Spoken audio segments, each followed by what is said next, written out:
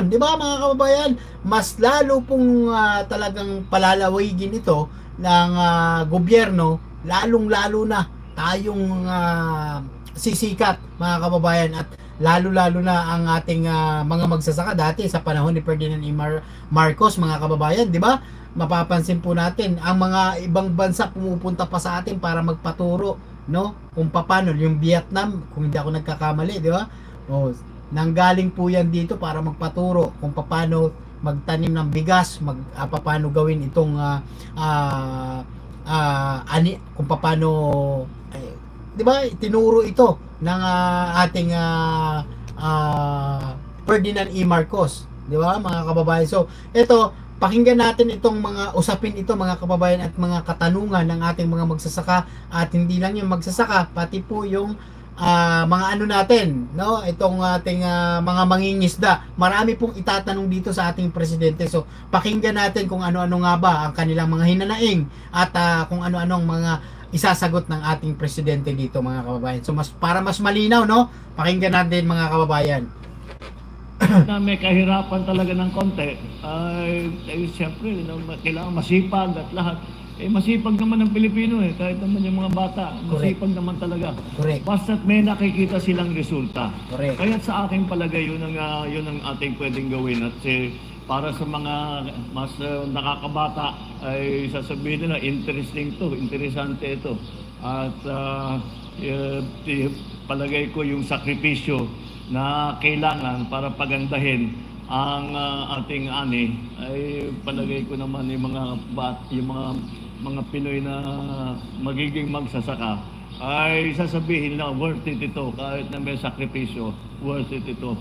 At yun ang aming para, kasi medyo hindi natulungan ng agrikultura ng matagal Correct.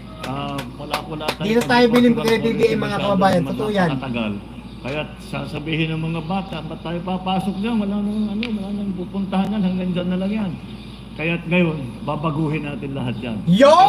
Yun ang magandang gusto nating pakinggan sa ating Pangulong Bongbong Marcos, na talagang baguhin po ang agriculture, na dapat talaga ang makinabang po, at lalong dapat unang yumayaman ang mga magsasaka at mangingisda, mga farmers natin. Di ba mga kababayan, talagang matindi po ito mga kababayan, na pagtulong sa ating mga farmers ng ating Pangulong Bongbong Marcos, na sinasabi nga di umano ni ating Pangulong Bongbong Marcos na matagal po itong hindi na pagtuunan ng pansin ang ating mga farmers, no? So malinaw na dapat talaga matulungan po ito mga kababayan, no? Ay agree po talaga ako mga kababayan na dapat pangunahin po na tulungan ng ating gobyerno, dahil sobrang hirap po talaga ng magsasaka. Bilang isang magsasaka, dinanas ko rin po yan mga kababayan, kung paano magtanim. May kanta po nga dyan mga kababayan, magtanim ay di biro, maghapon nakayuko, di ba mga kababayan?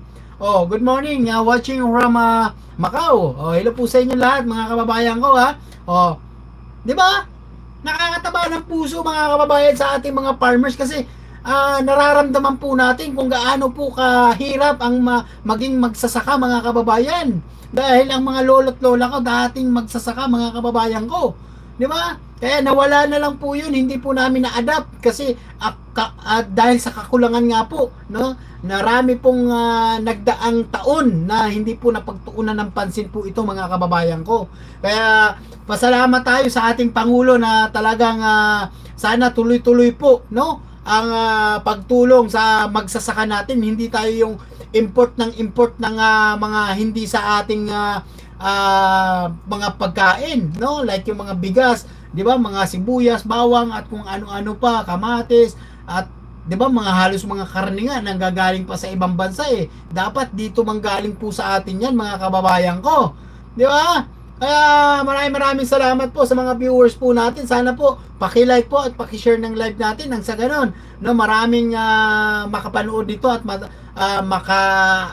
kumbaga mapalagana pa ito sa sambayan ng Pilipino, na ganito pala ang gobyerno ngayon, ganito pala ang sa panahon ng ating Pangulong Bongbong Marcos mga kababayan, na talagang tumutulong, no, at nagtatrabaho ng tapat sa taong bayan. Ganun dapat mga kababayan ko, no?